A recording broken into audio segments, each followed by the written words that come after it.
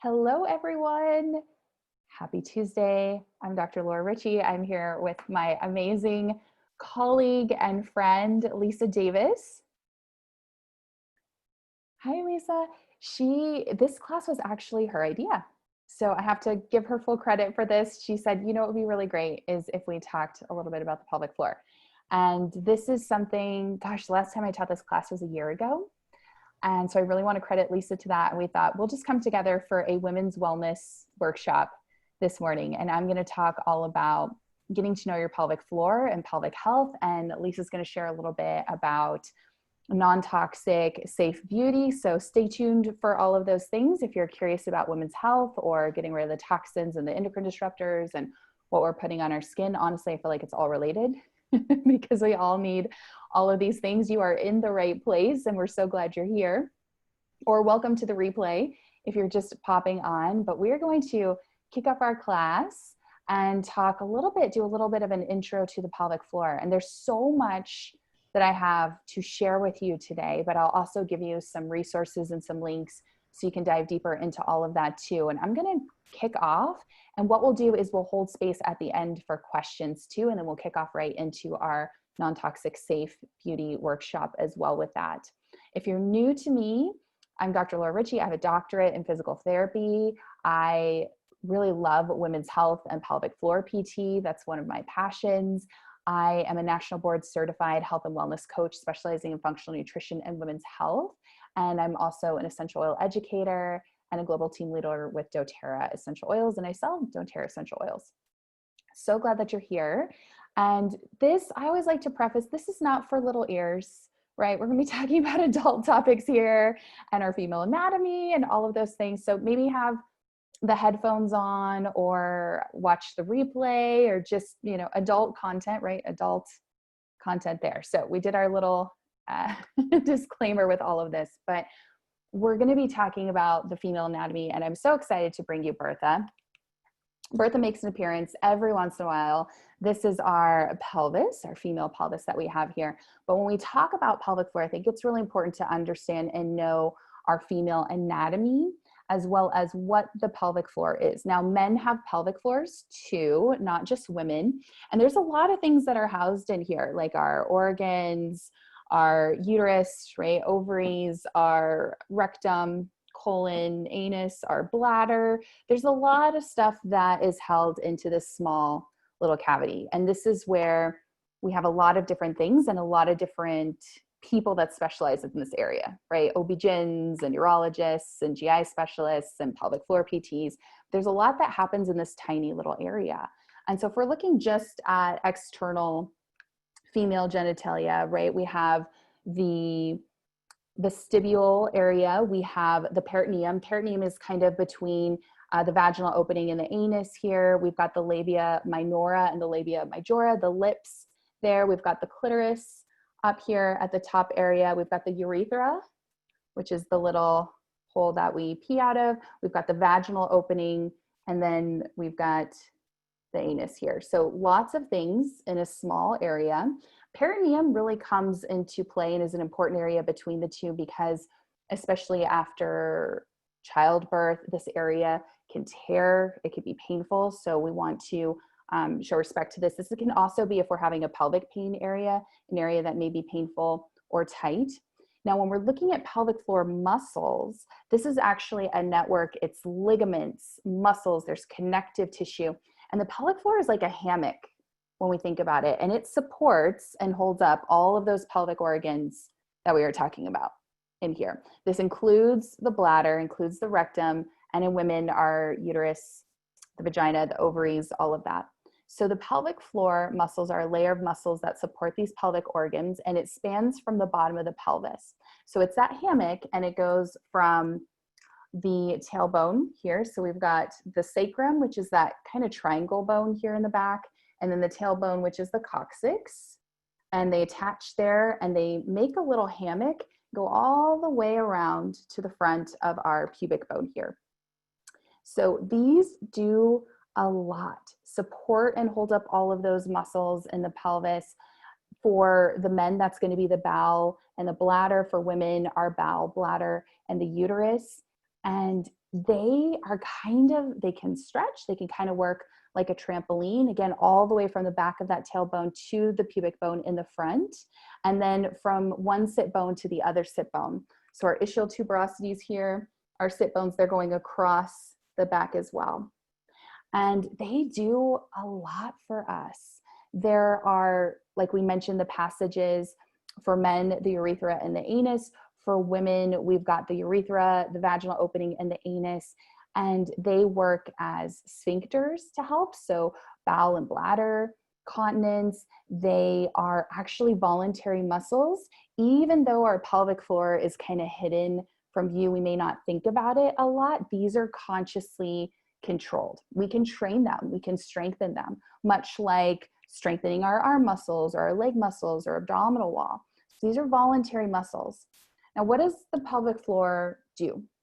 These are sphincters. They give us conscious control over the bladder and the bowel so that we can release urine, have a bowel movement. If we pass gas, they can allow us to delay emptying if it's convenient. Maybe we need to go to the bathroom, but we can't go right away. So the pelvic floor helps you to hold that in until you have to get to the bathroom. And we'll talk about if that's an issue. When the pelvic floor muscles are contracted, those internal organs, they're lifted and the sphincters tightened, and the openings of the vagina, the anus, the urethra act accordingly with that. And then when we relax the pelvic floor, that allows the passage of urine to have a bowel movement, those openings to relax and open. These are also really, really important for sexual function in both men and women. In men, it's really important for erectile function and ejaculation. In women, it's that voluntary contractions. So think sneezing of the pelvic floor. When we're sneezing, we have that like contraction, right? If the pelvic floor is functioning to kind of, so that we don't leak. Now, if you do have an issue with that, we'll talk about that and some things to help support you with that too. When you're going to the bathroom, pelvic floor needs to be able to relax, to allow going to the bathroom. This is really important for sexual sensation and arousal, right? Clitoris in women. And pelvic floor muscles, they also provide support for the baby during pregnancy. They assist in the birthing process. They do a lot. So your body is pretty amazing. Pelvic floor is really, really important. They work, the muscles of the pelvic floor actually work with your abdominal muscles, your back muscles to stabilize, and even your diaphragm. They all kind of work together for this lumbopelvic brace. They're all really important. So things that can affect the pelvic floor, that can make the muscles loose, that maybe we've lost a little bit of strength, is pregnancy and childbirth for women. In Europe, actually, when you have a baby, you automatically go to see a pelvic floor PT. That's a big thing, having a child, right? That is a lot on your body, a lot on your pelvic floor. And what I think is interesting is here in the United States, we're slowly trying to bring more awareness to this, but it's almost like, okay, here's your baby and you're expected to go home and do all the things, or maybe you had a C-section, so now you've had a surgery and you're not supposed to lift a lot, but here's a child to take care of and to do all of the things. So it's really important, I believe, to work with a pelvic floor PT during pregnancy, after labor and delivery, get the recovery, just like with any other surgery, right? You have an ACL tear and you're getting rehab and seeing a PT. Having a baby is a big, big endeavor on your body, right? Your body's a miracle. It's been through a lot. So there's my soapbox on that. Straining on the toilet. We're going to talk about this, but not pushing, not trying to pee or have a bowel movement as quickly as possible. That can put a real strain on your pelvic floor muscles. Chronic coughing, because of that increase in intra-abdominal pressure that's going through into the pelvic floor. Heavy lifting, and maybe if you're not lifting properly with that, high impact exercise could be contributing to that. If you maybe, and this can happen with age, but I don't think that's the only reason or cause. It can happen with, if we do have a little bit more weight on, maybe we're more of that obesity that does put more strain on the muscles and the joints and things. So there's a lot of things that we can kind of look at here. And then we could have maybe like overactive muscles, or something like pelvic floor dysfunction or pelvic pain. There's a lot of things that can happen here in this small little area. So I want to start with just talking about proper toileting techniques. When I do a post about this, it gets a lot of engagement because one, I don't think we're taught how to go to the bathroom appropriately, and we should be, because it's really, really important. So when you go to the bathroom, you want to make sure that you relax, that you avoid distractions, that you're not reading or on your phone or doing the things. And I actually want you to sit on the toilet. So you're going to relax, sit all the way on the toilet. Please don't hover. And I know a lot of people will tend to do that, especially if they're in a public restroom. And we're going to talk about why that's not such a great idea. But you want to sit on the toilet. You want to let those muscles sink down, visualize them feeling heavy and warm, not pushing, not straining when going to the bathroom. You can use a small little step stool, or you can even put a couple books under your feet, and that's going to put you in kind of a squat position, like if you were to kind of come down. And you could even like lean down, put your arms down on top of your legs, right? And get in a position where you can be comfortable. There's a stool called a squatty potty, and I highly recommend this. You can get them at Target, you can get them at Amazon, and it will elevate your legs up, which is helpful to be able to put you in a better position to relax your pelvic floor and to completely empty your bladder, because you actually improve that anorectal angle and the pelvic floor angle when you're doing this. So try bending forward if you're in a public restroom, if you don't have that, right? See if you can relax your head, lean forward a little bit and get in that position. And that will really make a big difference with going to the bathroom. Now, people will ask me, what about other cultures where they do a full squat? Like you're telling me not to squat or hover, Laura, but I see other cultures do that. They do a full squat. Their bathroom is a hole in the floor. So I was honored to go to Kenya in November, and it's a hole in the floor, y'all. So it is a full-blown, full-body squat, which is different than hovering over the toilet, because when you're hovering, those muscles are still contracting. We're not allowing them to relax. So when we're thinking about the urethra and those muscles of the pelvic floor, like if this is the pelvic floor, you're hovering, you're telling those muscles to contract when the bladder and the urethra are trying to relax to go to the bathroom. So it's counterintuitive for the body. The body's going, wait a second, you're telling me to relax, but you're tightening up. So this is why we don't want to hover. If you're really freaked out about germs or sitting on the toilet, get your On Guard hand sanitizer spray, spritz that, because let's be real, nobody likes to sit on those paper things. That's just unpleasant. So spray it down, wipe it down. But in all honesty, there are more germs and things on doorknob handles and other things than there are on the toilet seat. So for the love of all that is good, please sit on the toilet seat.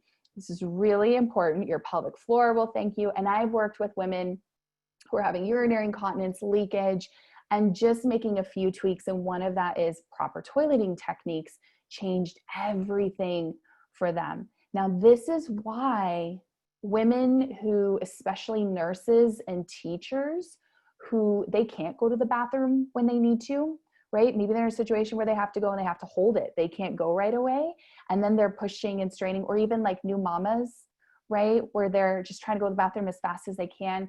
They have higher rates of urinary incontinence and issues. So it really is important when you feel like you have to go to the bathroom, please listen and honor that and go to the bathroom. A lot of this is tuning in and listening to the body again. Because I think we were even taught at a young age, right? Maybe even at school, like if you're thirsty, oh, you have to wait until you get out of class to drink water, or if you have to go to the bathroom, you have to wait until the class is over to do that. We need to start listening to our body cues and honoring that. And we'll talk about hydration because that's really important with the pelvic floor as well. But if you feel like you need to go to the bathroom, honor that and please go. And then relax, right? And we're going to talk about poop because that's really important too. So many fun things to talk about today, but this is really important. I would also say check in with your pelvic floor once an hour. See how she's doing, right? Notice if she's relaxed or contracted. Is it tight? Can you breathe into that? Can you relax it? I love visualization to help cue into the pelvic floor muscles. So think of them as warm, think of them as heavy, think of them, if you can imagine, like a flower blooming, right? And relaxing that pelvic floor versus when we're tightening, if you think about like stepping into cold water, you're going to tighten up your pelvic floor. Thinking about trying to stop from passing gas, you're going to tighten up your pelvic floor. So that brings in a discussion about, are we contracting our pelvic floor correctly? Because you would be surprised, and myself included, when I first got into this work, I thought I was contracting, but I was actually like bulging and pressing down. So we need to bring awareness, and these are voluntary muscles, and these are muscles that you can control. It takes a little bit of practice. So I'm going to give a recommendation to get a hand mirror. What was that movie? I don't even remember what it was, but like the women had hand mirrors, right? And they were all nervous about looking down. This is part of your body. This is important. And I'll discuss emotions later, but this is also a part of our body where I think we bring a lot of shame, or we think like, oh, it's bad. Or because we have our cycles, we may think, oh, it's dirty. No, this is a freaking miracle. You can birth life literally from your pelvic floor. So we need to bring some love and some gratitude and some respect for that, because that's really cool and freaking amazing. We'll talk more about emotions later. Okay, so get a handheld mirror, and you can actually look in that area. Please do, because if you don't know where your clitoris is, right, or your urethra, or your vaginal opening, or we need to know where all of this is. And then the vulva is just kind of all of the external anatomy. Vagina is actually inside that muscle, the muscular tube. You need to know what your normal looks like. And it's different for everybody. The female anatomy, it's kind of like faces, right? It's different for everybody, but it's kind of like a flower. So you can look at that, and this is fun. We're just gonna have fun in this class, right? Okay, so look at your anatomy, take a mirror. It's gonna be fine. Make a friend with your pelvic floor, okay? So this is really important, because you can do a Kegel. So Kegel, we're doing Kegels. You should pull the pelvic floor muscles up and in, and it'll close off the vaginal opening and the anal opening. They'll kind of close up a little bit. Okay, when you're bulging is when you're pressing down, and that's like having a bowel movement, and they should open up a little bit more. So you can practice this, practice the contract, and you need to see it. We need to kind of bring that neuromuscular re-education, right? Kind of looking at it, reconnecting those. But practice doing the Kegels where you're contracting and pulling in, and then practice relaxing, and also practice the bulge. So contract, you can try it now if you're sitting here. Relax when you bring that down, and bulge where you're pressing down. This is very important. And look and see what happens to the vaginal and anal regions when you're doing this. Are they tightening up? Are they closing? Use your mirror. Okay, you can also try inserting like a tampon or maybe a Q-tip. And when you do a Kegel, if you're doing it correctly, you should see that pull up and in. The bulge should push out, because just as important as it is to do a contraction, it's just as important to relax. We have to get back down to the relaxation stage, and then we have the bulge stage. So try this, interact with this, use your tampon. You can even insert the finger a little bit, and you'll feel it lift up and pull. So when we actually, as a pelvic floor PT, test strength, we do an external examination. We also do an internal examination, which we can do vaginally or anally, and we can insert a finger. And when somebody does a Kegel, we'll actually feel that lift pull up into our finger. And that's how we can grade it, strength of the pelvic floor. Hopefully nobody's freaking out. Okay, real life. This is important. This is important stuff. So try that. Now, here's the thing. There's a time and place for Kegel exercises, right? And what I don't like is when a woman is struggling with pelvic floor issues and they go to the doctor and they just say, oh, do a bunch of Kegels. There's a problem with that. One, you might not even be doing them correctly. Two, if you start doing them and you're strengthening and it makes your issues worse, it makes the incontinence worse, it makes pelvic pain worse, stop. Because oftentimes what we see clinically is that it's not really an issue. Yes, there could be an issue with strength, but usually it's too tight. Okay, so when you're doing the exercises, when you're starting with Kegels, you may want to start lying down on your side, so we're a little bit more gravity minimized. So versus where we're fighting gravity, doing Kegels in this position, maybe you lay on your side like this, and gravity is minimized a little bit, and you can practice your Kegels in this way. And maybe you start with long holds, and then you can do short holds. So we have fast twitch and slow twitch muscle fibers. The long holds will be like if you were to hold it for 10 seconds, 1, 1,000, 2, 1,000, 3, 1,000, right? For 10 seconds. This is important. These are our endurance muscle holds, right? Like if you have to get to the bathroom and it's not right there, you're going to pull on these muscles, right? You're going to engage them so that you can get to the bathroom. And then we've got the fast twitch muscle fibers, right? So we've got fast and slow. The fast twitch are like, oh, I coughed and sneezed. Oh, I had an increase in intra-abdominal pressure and I need them to kick on so that I don't have an issue. So we actually want to practice with both. You want to train doing long holds and you want to train doing shorter holds. Now you may not be able to get to the 10 seconds just right off the bat. That's okay. Maybe start with 5 seconds and gradually work up from there. And then you can do what's called like a quick flick, like 1, 1,000, 2, 1,000, relax. 1, 1,000, 2, 1,000, relax. That's like your coughing, sneezing, those types of things. Now, again, please stop the exercises if you ever notice any adverse symptoms like increased low back pain, increased urinary leakage with coughing or sneezing, anything like that. Because usually what's happening, if you try to strengthen a spasmed muscle, it will make the spasm worse. And that's what's happening. So just like say you had spasms in your neck muscles and they hurt really bad, right? And it's all tight. You want to go in, right? We do some manual therapy work. We do some massage. We like release that, get that back to a baseline. And then you're like, okay, now I can strengthen. If your artery's up in here and we're like, strengthen some more, there's nowhere else to go with this, right? We're stuck. So that can be the same thing with the pelvic floor. Those muscles are already tight and you're asking them to go further. And what really needs to happen is relaxation, is some manual therapy, is some stretching. You can do that with the pelvic floor PT. You can get a crystal wand and you can do some stretching, but I would always recommend, please see pelvic floor PT. I'm going to give you some resources. I'm going to give you some places to find a pelvic floor PT to get guidance, because yes, I can give you awareness and I'm teaching you some things to do on your own, but if you're having pain or things are getting worse or you're not getting the results you want, you need a coach, right? You need an expert, you need a mentor to go in there and help you with that. But usually like with urinary incontinence, leakage, people just automatically assume that it's the pelvic floor is weak. The pelvic floor could be tight and have spasms.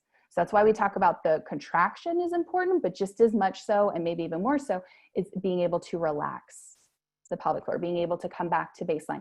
We can do some mind body work with that. This is why the breath work is so important, right? Think yoga, think qigong, tai chi, breath work, anything, because of that diaphragm and the pelvic floor, they work together synergistically, just like the abdominal muscles and the back muscles, like the erector spinae muscles, they work together.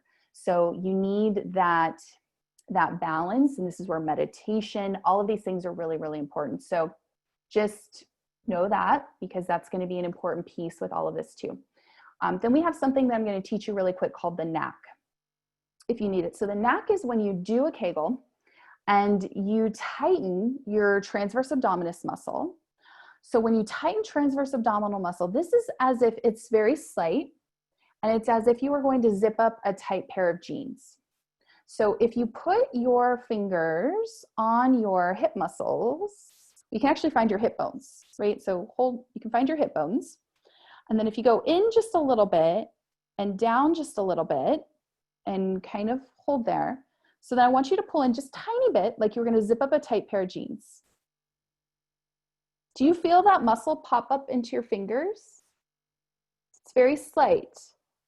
But so in a little bit, down a little bit, and we're kind of just going to pull in. You'll feel that muscle kind of pop up. It's subtle, subtle.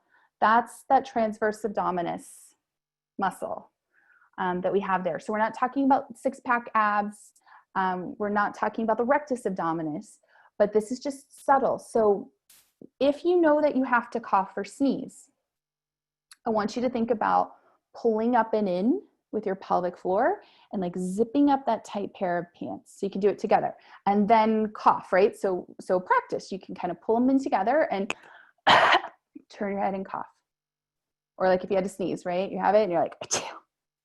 So when you practice this, that gets those muscles to fire together, transverse abdominis and pelvic floor, to kick in and help you with those increases in intra-abdominal pressure, especially if you know they're going to happen. Like you feel that sneeze coming on, you feel that cough coming on, something. So this is how we can brace a little bit to help. Now, this is something that you're going to want to practice, but this is something that you can do where you can tighten both in advance and then do a cough or sneeze to help prevent leakage.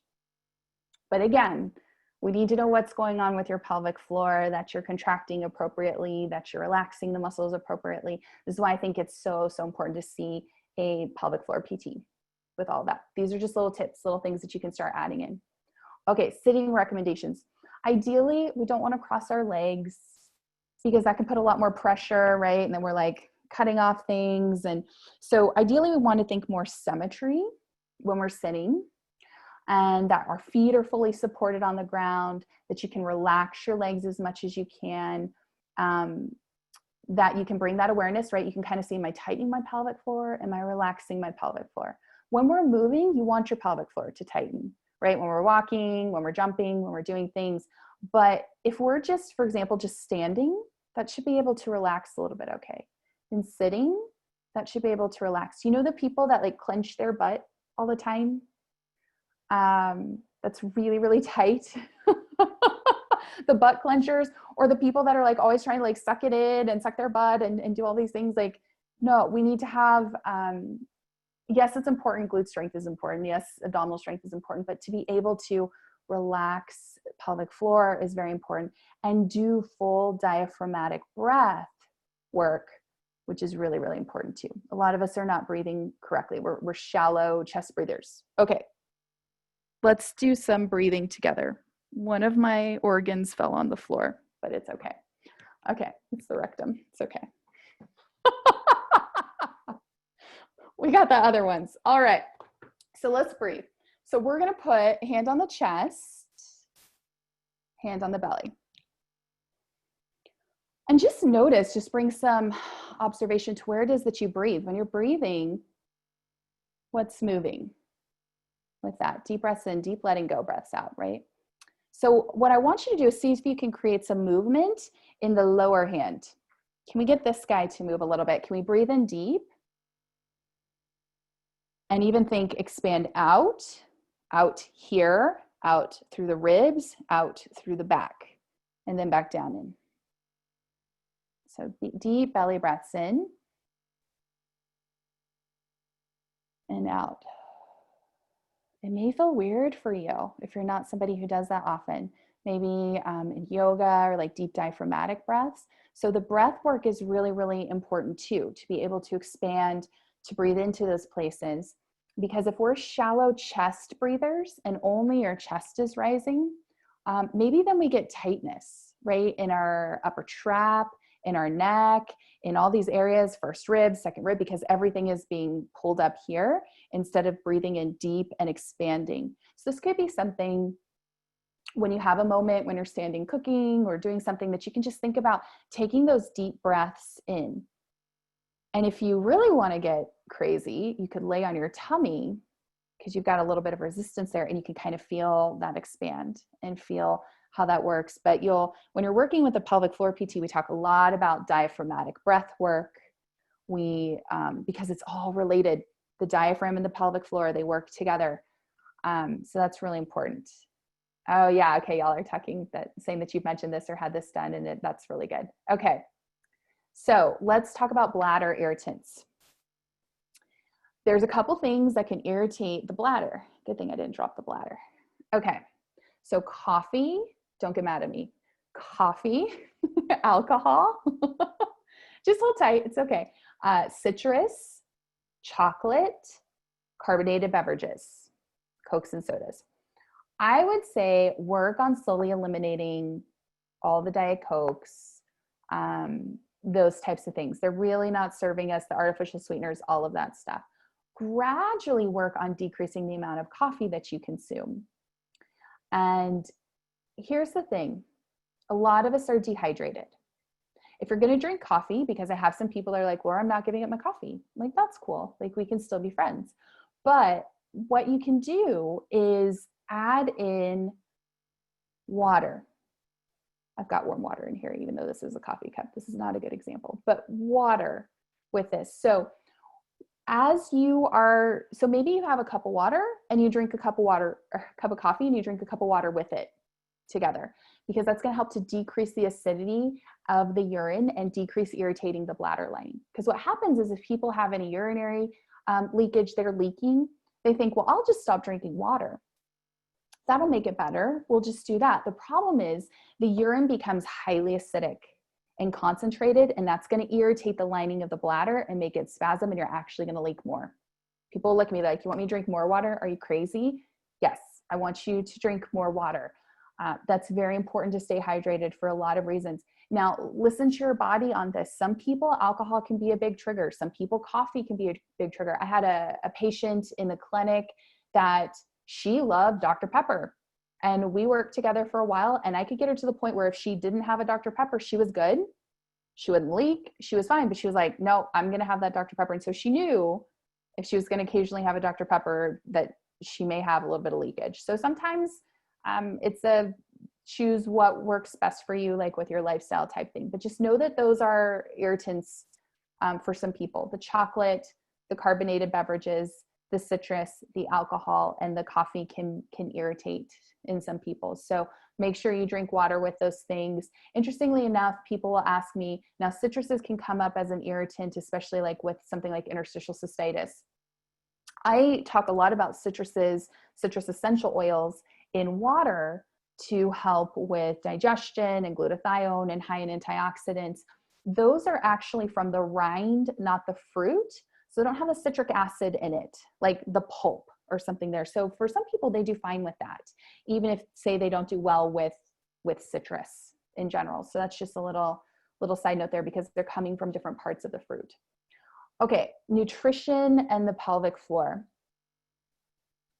Food sensitivities can cause inflammation, and that can cause the immune system to overreact. Now, a lot of our immune system is surrounding the digestive system, right, in our gut.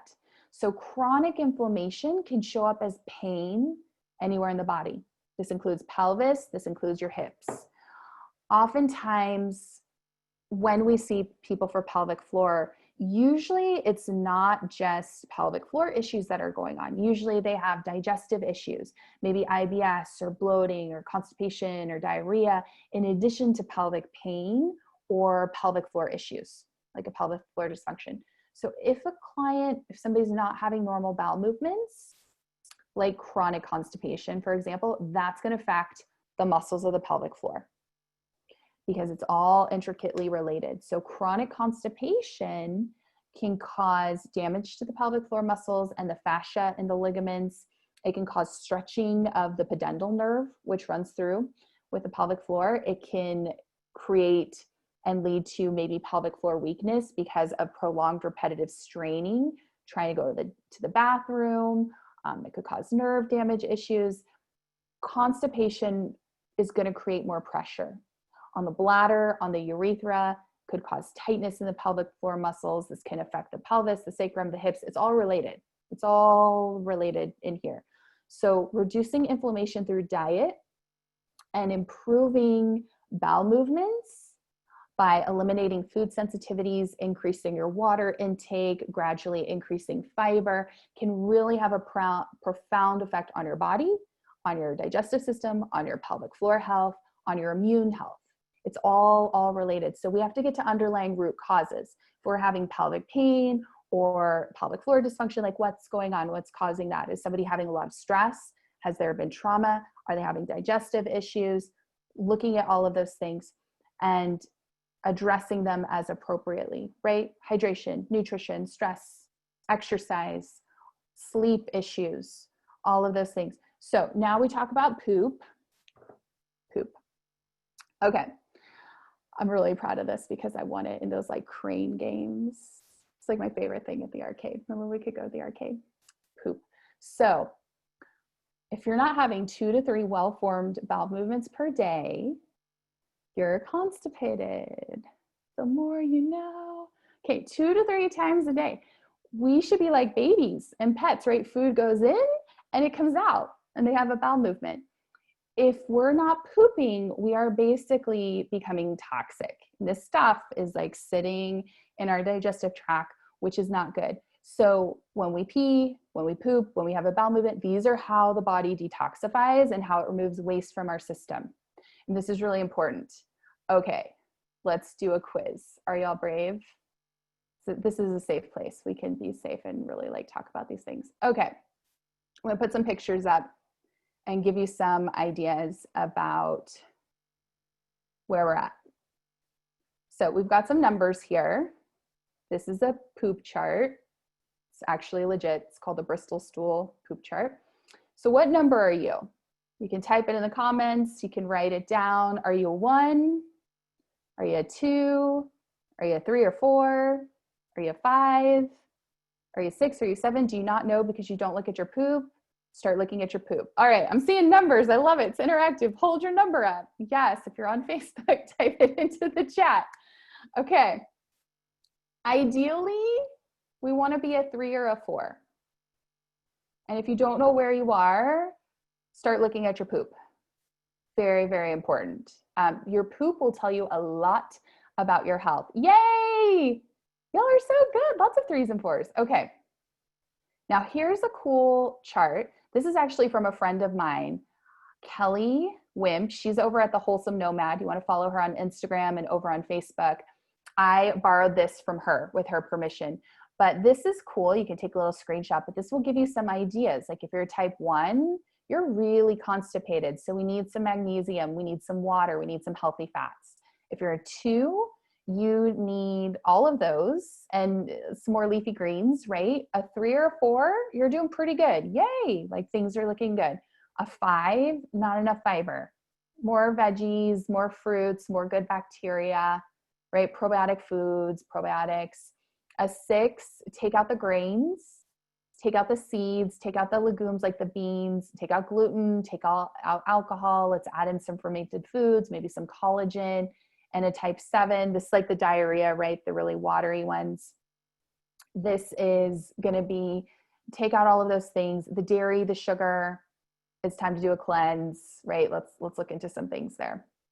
So this is helpful information to kind of see where you're at. And Kelly actually has a whole, if you see her over here on the Wholesome Nomad, she has a whole class just on the perfect poop.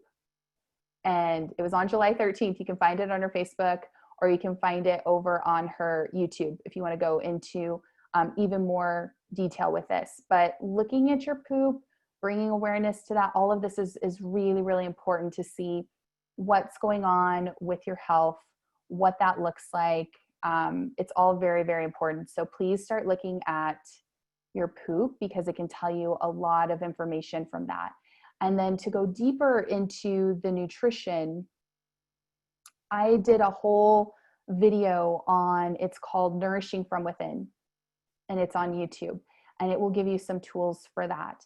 But in the pelvic pain world, it's never just pelvic pain.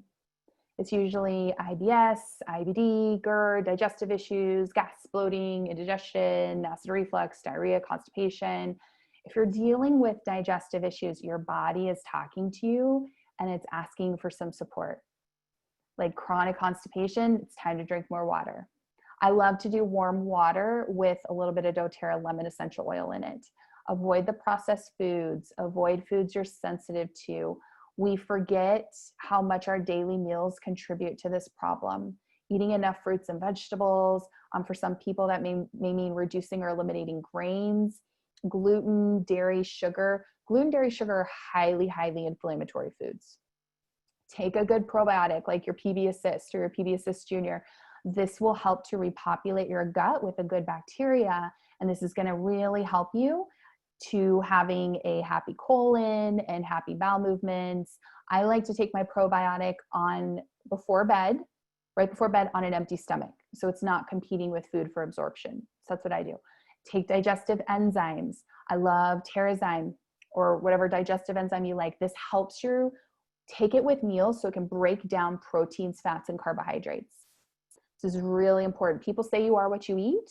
You are what you absorb. So taking 2 to 3 Terrazyme with your meal can make a big difference. And pro tip, if you take 1 to 2 Terrazyme on an empty stomach, that's going to help with aches or discomfort, think sore muscles or athletes, and it can help to create a healthy inflammatory response with the body. Okay, a couple essential oils for that digestion can make a huge difference. You can apply it topically, dilute it with a little bit of carrier oil over the abdomen as needed. You can even put it inside of the belly button. You can take 1 to 2 drops internally in a little bit of water, glass or stainless steel, never plastic. You could do that before meals or after meals to support, especially if you wake up with bloat, put that digestion on before you go to bed at night. It is a game changer, right? As your body's like doing all of its reparative work. Really, really helpful. So I love to put it on at nighttime to support my digestive system while I'm sleeping. Try it for a week. You'll see what we're talking about. You'll see some differences there. And magnesium, I love Natural Calm. Magnesium, most people are deficient in this mineral. It makes a big difference. You can start, I follow just the instructions on the Natural Calm bottle. There's a lot of different brands out there. I like the powder because I can slowly increase it. So you're actually going to want to increase it to bowel tolerance, which means you get less stool, which means you get a little bit of diarrhea. Then back off a little bit, and that's how you find your sweet spot for the ideal amount for your body. Or do an Epsom salt bath. I love to do Epsom salt baths because I do 2 cups of Epsom salt, a cup of baking soda, about 10 drops of an essential oil, and you can soak because you can get topical absorption of the magnesium that way. And I like to put lavender, serenity, or balance, or any oil that I really like for helping with stress reduction. Move your body. You can walk, go on a walk 30 minutes a day. If you're new to exercise, start slowly and gradually increase to work your way up for 30 minutes. Maybe start at 5 minutes or 10 minutes. I think so many times people think it has to be all or none. Like, oh, it's 5 minutes, I didn't do anything. No, that's good. Like that will help. And then build off of those successes with that. Laughing, really good for constipation, really good for all of those things. And then I'm going to give you some recipes. So let me share my screen. I'll also share these recipes on my social media. So you can take screenshots, or I'm going to share them. I'm going to post them on social media later so that you'll have those too. This was that class that I was talking about, Nourishing from Within. We go deep, deep, deep into functional nutrition in this class. I think it's only like 30 minutes. So you can check it out on YouTube if you search my name in Nourishing from Within. This is really good for hormonal support, by the way. So if you are maybe you're having hormonal head tension, or you're having cramps or period cramps or mood swings, or you're overheating and you're having the hot flashes, right? You can use this. The key is using this daily. So you're going to put it into your massage points. I like to just swipe it over the lower abdomen. You can put it behind your ears. You can put it behind your neck with a little bit of peppermint if you need cooling, but Clary Calm is really, really good to support hormonal support. So I like to mention that with women's health. Okay, here's your bladder support roller recipe. So if you are leaking, maybe coughing, sneezing, laughing, jumping, there's different types of incontinence. There's that increase in intra-abdominal pressure. There's urge incontinence, where maybe you like get the urge to go and then you leak. Maybe you're somebody that when you get home and you put the key in the door, like that kind of triggers things. Juniper berry and cypress are 2 really great essential oils. And I make a roller bottle. So I put 15 drops of each in a roller bottle and top with your carrier oil, and you can apply that over the bladder topically as needed. If you're somebody who has to get up in the middle of the night to go to the bathroom all the time, use this. Put this on before you go to bed.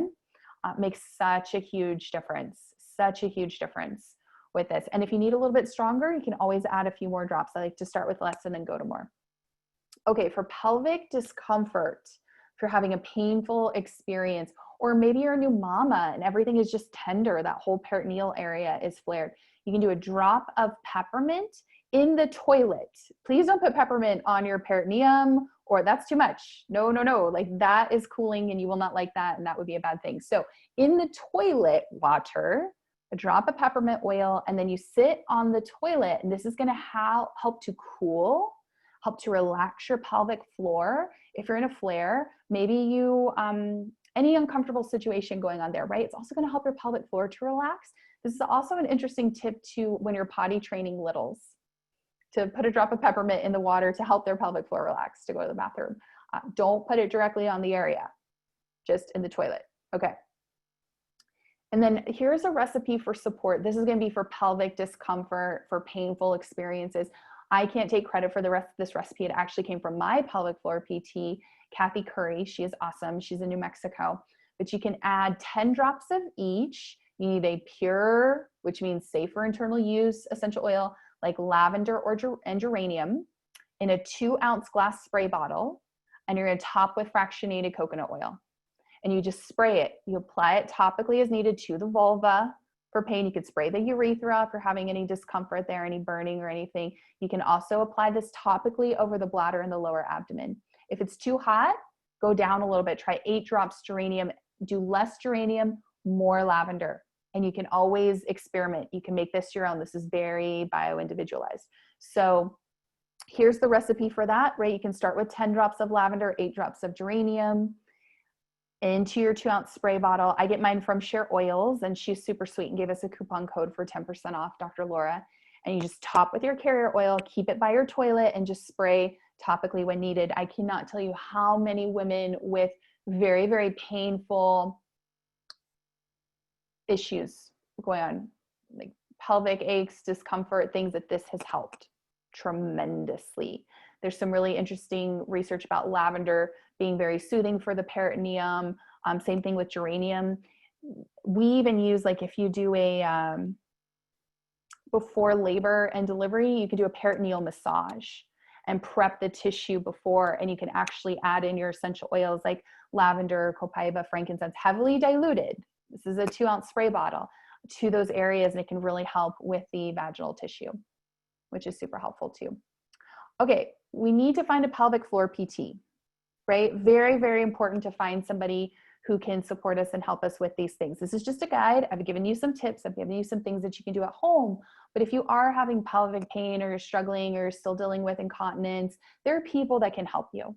So if you go to pelvicrehab.com, you will find a pelvic rehab practitioner section, and you can pop in your area and your practitioner name. Now, you may have to drive to see a pelvic floor PT, or you may be on a waiting list. A lot of pelvic floor PTs have about a 3 to 6 month waiting list, but it is worth it to get on and take some of the things that you've learned from this class and start there while you're waiting to get in to see a pelvic floor PT. There's also another one through the APTA. This is the American Physical Therapy Association. They have a women's health directory. So it's ptl.womenshealthapta.org. And they have the same thing. There is a PT locator. So you can find somebody to work with to help you with that too, to have resources. And then here's a couple of my favorite resources. I love Dr. Nicole Kozan, and she owns the clinic Pelvic Sanity, and you can follow her on Instagram. She's always sharing really great videos and education. Sarton Physical Therapy with Julie Sarton. She's over at Pelvic Healing. Nicole actually does the Pelvic PT Rising podcast. Dr. Jessica Drummond, she's with the Integrative Women's Health Institute. She's my mentor. She's a pelvic floor PT, and she's also a certified clinical nutritionist. And I believe she has like her doctorate in nutrition, and she was my first health coach, which is really powerful. And then Dr. Laura Mayhofer, she is over on Instagram at her name, and she is actually doing some more classes as well. So these are great people to follow to learn more about pelvic health and how to support you. So you can take a screenshot, go and follow them over on Facebook or on Instagram. You can look them up for some great, great resources there. If you're brand new to oils, real quick, I'm going to run through 3 cool things about them. They're safe, they're effective, and they're affordable. And we're talking about doTERRA, right? These are medicinal therapeutic grade oils. There's no side effects or addictions with those. They're often more effective than a lot of things that we may be using because they can actually permeate through the cell membrane, which is cool. And then they are pennies per dose. So for example, if you have ear discomfort and you're using a couple drops of lavender and tea tree, you can put that around the ear. That's about 64 cents. That's pretty effective when we're using the oils.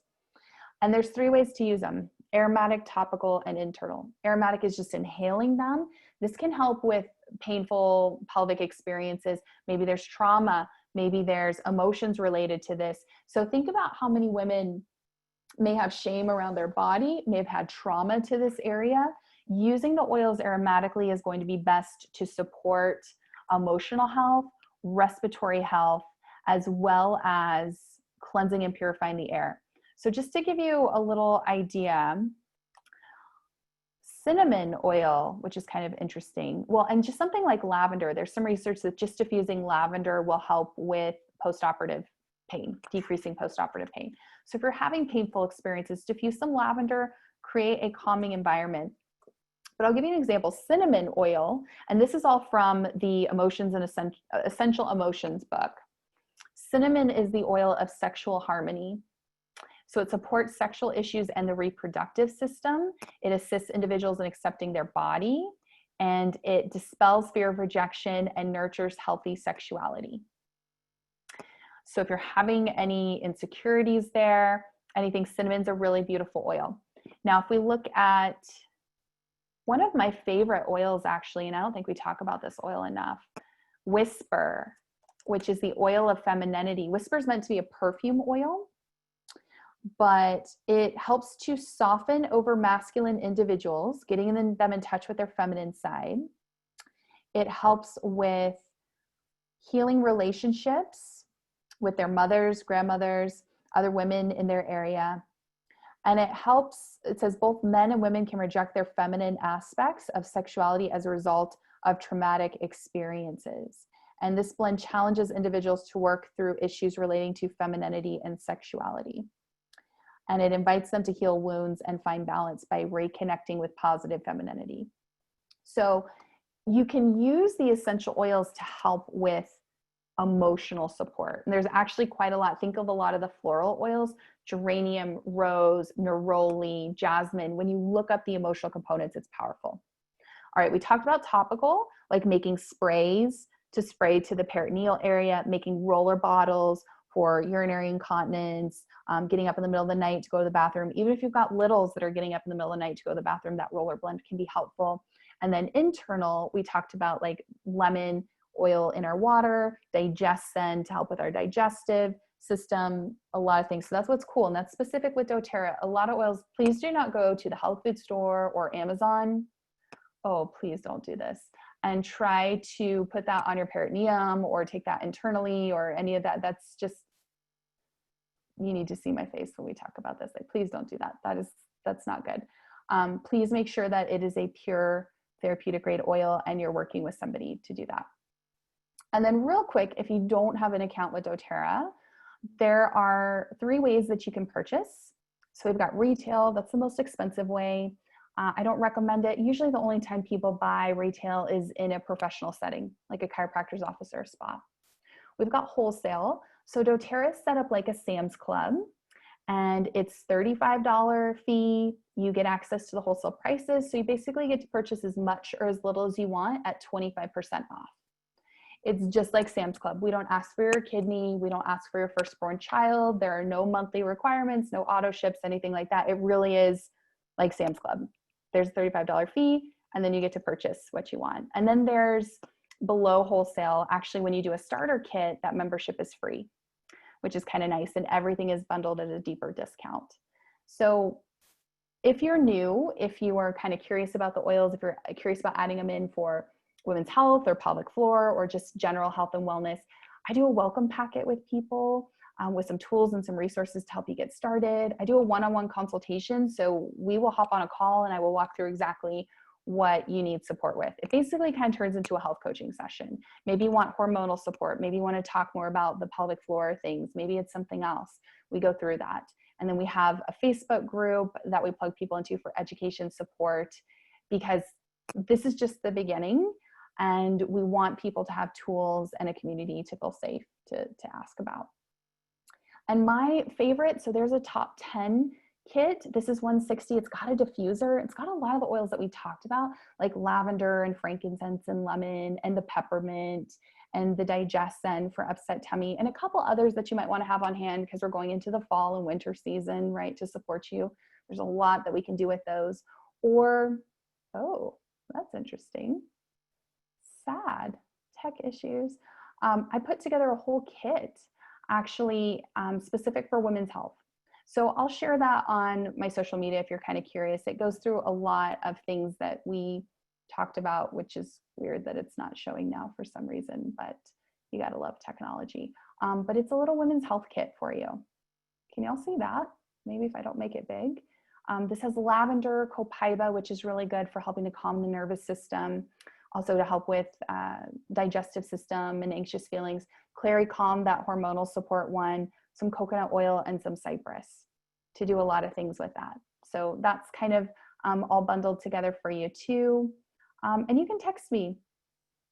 I'm afraid to share this now that it went weird, but you can shoot me a text. You can find me on Instagram. You can find me on Facebook. Send me a DM. If you're not already working with somebody in doTERRA, reach out to the person that invited you to this class to help you, but we're here to support you with that. So I know that this was a lot of stuff. Does anybody have any questions? We can take questions for a few minutes, maybe do a short little break. Lisa, does that sound good? And then Lisa's gonna talk to us all about non-toxic makeup. And I'm really excited because it all goes together.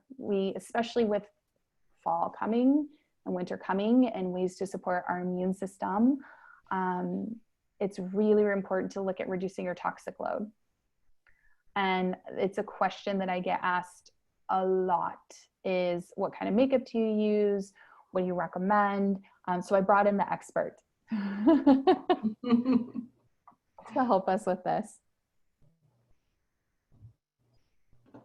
Yeah, let's take a break for a few minutes and then we can hop back on and focus on the upper part. Yes, the upper part of our women's health. Of our anatomy. This was amazing, and I learned so much, and I'm so excited. I didn't do screenshots. I just took pictures of a couple of the blends, and I'm super excited to make them. I have all the oils and the bottles, so I'm going to make them. I'm so excited. Thank you for sharing those. Yay, it's my pleasure. Okay, I'll stop the live stream. We'll just take like a little break, take a little 5-minute break. We'll come back in, and then we'll learn all about non-toxic, safe cosmetics. All right, thanks for being here, everybody.